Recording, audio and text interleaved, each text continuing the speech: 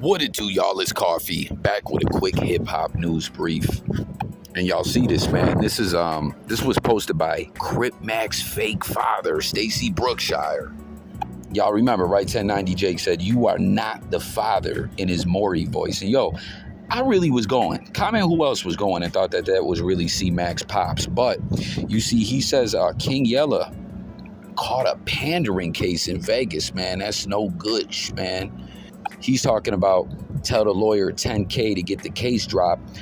I seen some people commenting saying, yo, man, they don't play with that pandering ish out there in Vegas. And like, I ain't gonna front, I ain't gonna cap. I know nothing about that lifestyle, to keep it real with y'all. I don't really fuck with that whole game like that, man. I'm not saying everyone who's into that whole ish is on some bull ish.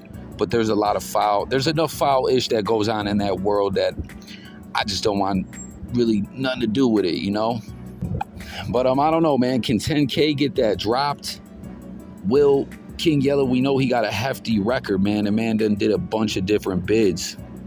How will this turn out for him? What do y'all think? Comment, let me know. Do you have your own personal stash of Biggie songs that are unreleased versus? No, I gave them away already. Oh my God, you're kidding me! I gave them away already. Like the first 3 or 4 albums after he passed, you know, all the little verses or other artists he done songs with, they didn't want to give it up to nobody. They would have gave it to me. So right. I gave it to the family. It was only right. I love that. Nice. I love that. Okay, so you know, there's been a break in the Jam Master Jay case. The big thing, you know, we have a break in the Tupac Shakur case. Can we see, or do you think that there'll be a break in the Biggie case? I can't say. I'm not an officer. I'm not a attorney. Right. I can't speak on that, but you know, the same way they felt, you know, the situation and the cases got solved with Jam Master Jay, with Tupac. Hopefully one day we'll see that happen for Big and his family get that real close that they want. Diddy, a lot of stuff going on with him. Do you think that he'll overcome this? Do you think that he'll get past this and be able to live life normally again? Listen, anything's possible. At the end of the day, a lot of things is accusations. We don't know what's true and what's not. And I'm not the one to say what's true and what's not, but I hope everybody in both parties find comfort, find peace, and that's how I see it. I'm working on a memoir. It's a documentary we're working on, Mafia documentary. No. Wait, on Junior Mafia? Of course. Yeah. No.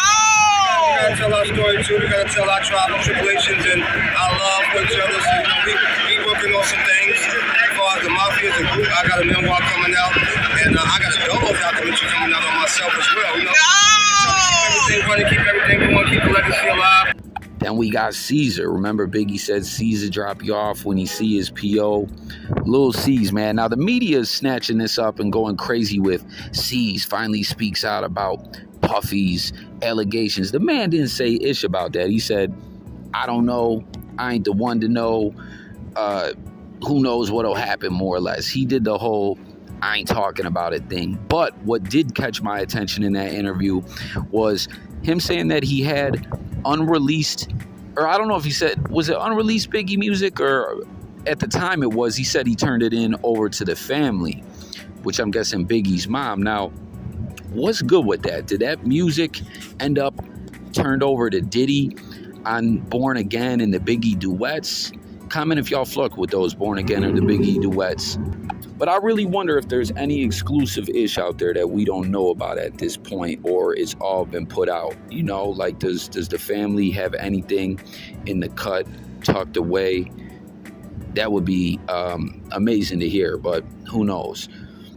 And Junior Mafia documentary coming soon. I'll definitely be tuning in for that. Now, you heard them talking about arrest made in the Pac murder, arrest made in Jam Master Jay, conviction in the Jam Master Jay case. The Keefy D is still ongoing.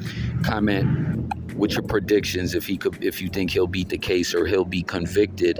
But the Biggie case, will Biggie's family ever see any justice? At this point, it feels like it's a long shot. I don't know, man. There's a lot of different stuff that seems to get tricky with the Biggie investigation and case, like we've seen from everyone who filed it all. You know, it was like with Pac, all along, really, it's like everyone really knew what it was, man, but it just took for Keefy D to go out there shooting his mouth about it in books and interviews. With the Biggie case, you got all these cover-ups and different things of that nature, so I'm praying and hoping that the, Wallace family could get some kind of justice, or just for Biggie's memory, you know what I'm saying? I know some of y'all might be like, Coffee, that's some police-ish, but I've been told y'all I'm a squid it there, you heard? But I personally think it's a long shot. Let me know what you think below. But it's intriguing with Junior Mafia. Like, they never got, isn't that kind of interesting, y'all, if you guys really think about it? You got Pac's family, you got the Outlawz with Pac, formerly known as like Dromicidal or whatever. Before that, he had Thug Life, but the Outlawz, like, I fucked with the Outlawz. And then you got Junior Mafia with Biggie.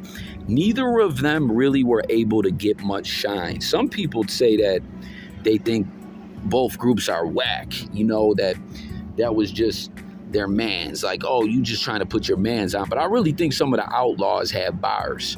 What do y'all think, man? Will you be looking for the Junior Mafia documentary? Do you think anyone in Junior Mafia is nice? Do you think anyone in the Outlawz is nice? The comparisons between the two, let's talk about it in the comment threads. And C's has always been like the most known outside Junior Mafia wise, except for Kim, right? She was an official member.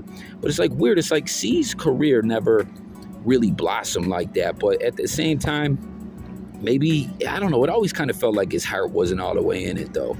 And then to close it out, talking about, very successful rappers and their crews, their artists that they put on as groups. We're talking about Eminem and D12. As with M and D12, it was a little different than Pac and the Outlawz and Big and Junior Mafia, I think. I mean, they all go way back, but, D12 was kind of, they were a group, then they weren't, then they were, and M fulfilled his promise to bring them back. But you see, this is wild. They're on tour over there in Canada, and I'm happy to see D12 getting some shine, getting active these days. But what's wild, and they got Obie Trice with them too, man. Listen, Obie Trice, so nice, so dope. It's a shame, man. Like, I thought both his records were hot. Reportedly, talks were always that he had problems with Jimmy Iovine, and that's what fucked him up with the label. As we saw him and Slim still collabing even on his independent projects. Eminem did hooks on him. I think he might have even dropped some verses on him, and he produced on him, But like, I don't know, I always felt like Obie Trice was criminally underrated. But it's lit to see them touring. But at the end of the day, it looks like there's only 2 or 3 of them over there, right? Because obviously, what do y'all think about that? That Eminem, like, why couldn't Eminem do this tour with D12? I mean, I'm not saying he owes it to him, but I think that fucked D12 up, that Eminem kind of always seemed too busy in a sense. You know what I'm saying? And then Mr. Porter, Ish blew up for him like crazy with the beats. You know what I mean? R.I.P. Proof. I should have said that right away off the rip when D12 was mentioned. And then, later the group reportedly broke up. But I always wanted to hear another project from them, because at one point, when Em and Royce pieced it up, we got those Return of the Dozen mixtapes. And then they brought that guy Fuzz Scooter back, and now he hates Eminem. He hates everyone. He's like, he don't want no parts of nothing, but never got the project. But then, later, we broke up. Bizarre left the group. I don't know. At this point, though, they're on tour, and it looks like it's just Swifty, McVeigh, and Kaniva from my looks. Like, what do y'all think about that, man? Like, I'd like to see a full D12 reunion, It's like bittersweet is basically what I'm getting at, to see them tour in here. But it's like, it's sweet, it's dope, but it's bitter, like that it's like a shell of the former group, I don't know. Let me know what y'all think about it all. In Obie Trice, he was super slept on. But that's going to do it for the news on this one. Thank y'all for tuning in. Hit the comments, let's talk, subscribe, and stay tuned for more, y'all. It's Coffee. I'm gone. Peace.